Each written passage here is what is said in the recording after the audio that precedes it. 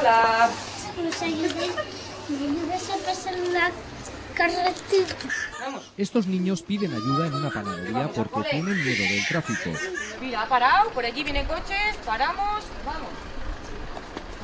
Comercios y bares de San Sebastián comienzan a acostumbrarse a estas visitas infantiles. Colaboran en el proyecto Camino Escolar. Ayudan a cualquier niño que tenga un contratiempo y de paso contribuyen a hacer la ciudad más segura.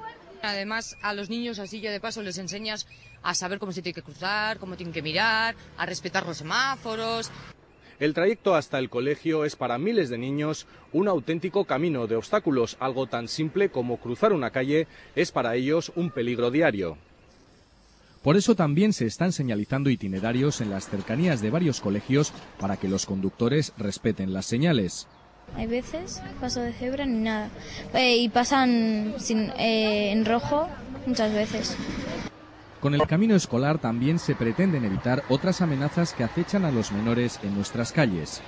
Si tuviera cualquier otro tipo de problema con alguien que les quisiera hacer algo, pues también podrían acudir a las tiendas para solicitar esa ayuda, ¿no?